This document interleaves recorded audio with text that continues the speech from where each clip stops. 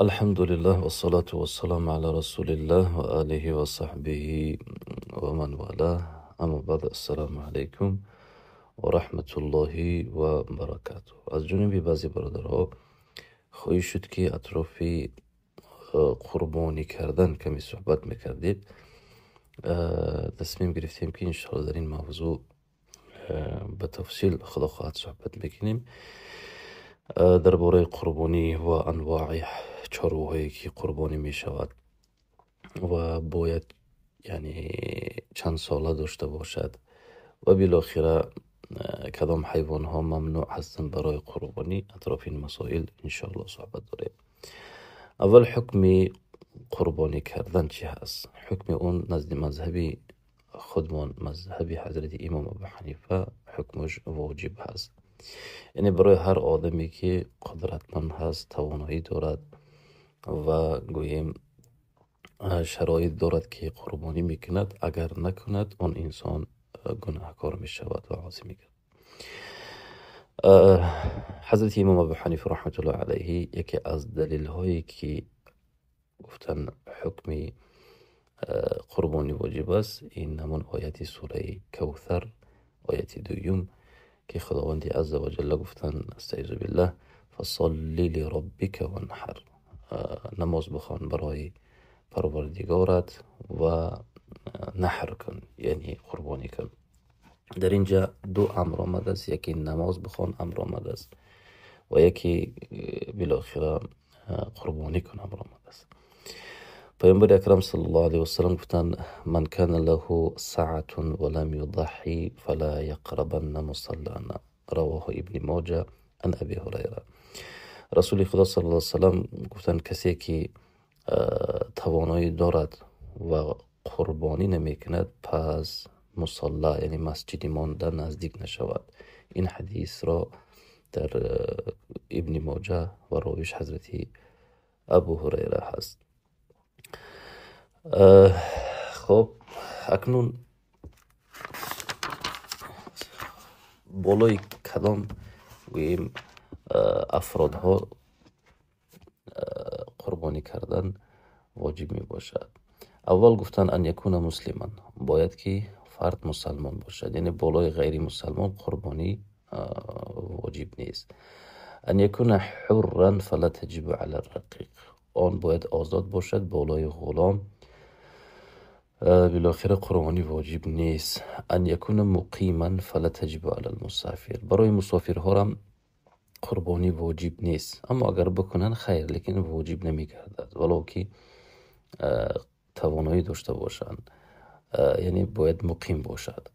ان یکون مؤسرا فلا تجب علی الفقیر، یعنی دارا باشد، بالای کم بغل و ناتوان قربانی خب واجب نمی گردد. خب اکنون علما میگیم توانایی داشتگی باشد، مراد از تواناییش این نیست که اون آدم بای باشد، یعنی گوییم مالکی نصاب باشد و هکذا. نه، اگر که مثلا خانه دارد، بالاخره ماشین دارد و یک چیزی دارد که مثال زیادتی هست از همون مقداری که در اون محتاج هست. فرض کردیم یک آدم دو ماشین دارد، خب یک آدم فرض کردیم دو خانه دارد، در یکی زندگی میکنند در یکی نمیکند. یک آدم هست که مثال دارد مثلا اطرافی 100-200 هزار پول دارد، این آدم ملکه اونی هست که قربانی بلاش واجب میگرده. خب وقتی قربانی کردن کدام وقت است؟ حضرت بیان میکند یبتدی وقت الاضحیه من طلوع الفجر یوم العاشر من ذی الحجه و یستمر وقتها الى قبیل غروب یوم الثانی عشر من ذی الحجه. از طلوع دهم روز ذی الحجه سر می شود وقت قربانی و تا روز 12 تا پیش از غروب آفتاب دوام میدهد. یعنی می تواند انسان که روز 10 ذی الحجه یعنی روز عید، 11 و روز 12 تا غروب آفتاب را چکار کند؟ قربانی شب کند. یعنی از همه بهترش همین هست که اول روز کند یا 10 روز.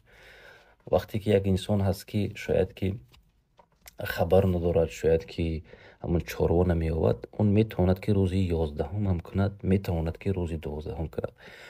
اما اگر روزی 12 آفتاب غروب بیفت، دیگر قربانی از اون گویم قربانیش درست نمی شود.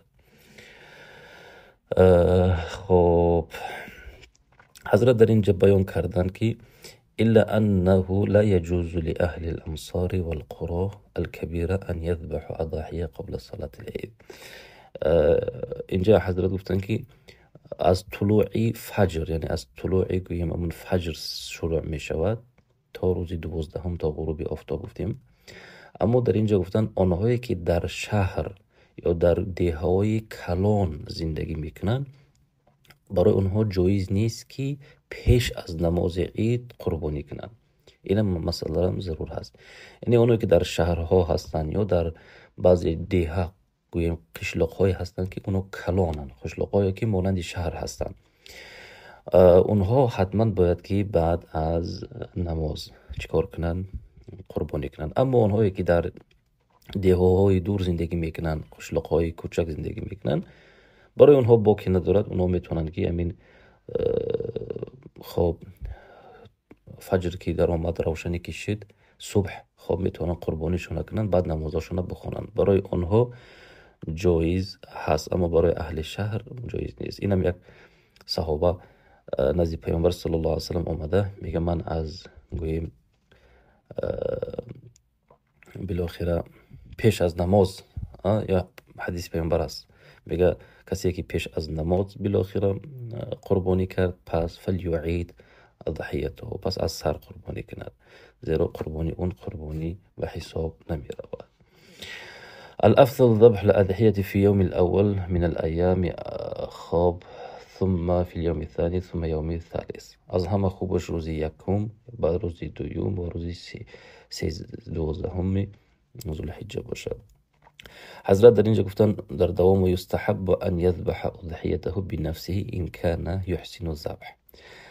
از همه خوب هست که، یعنی مستحب هست که اگر خودی همون فردی که قربانی میکند خودش گویم ذبح کند همون چارواش را، اگر ذبح کرده بتوند. اما اذا كان لا يحسن الذبح فالافضل ان يستعين بغيره وينبغي له ان يشهدها وقت الذبح. اما اگر نتواند، قصاب نباشد بالاخره، پس یک آدم دیگر را از اون خواهش میکند، آدمی که متخصص هست و چاروای اون را ذبح میکند و خودش نزد همون وقت ذبح کردن حاضر باشد. خب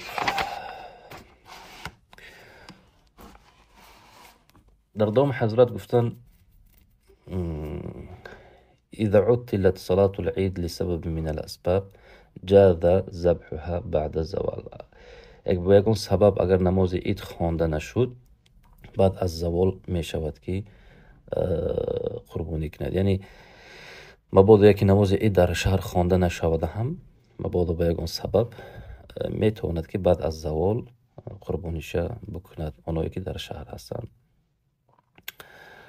انشالله. پس در اینجا ما تا اینجا آمدیم. خدا خواهد در درسی آیند انشالله باز دیگر مسئله هایی که متعلق به قربانی هست دوام میدهیم انشالله. گمان میکنم تا اینجا را مفهوم و بفهم باشید. خداوند خیرتون بده. و صلی الله علی سیدنا و نبینا محمد صلی الله علیه و سلم.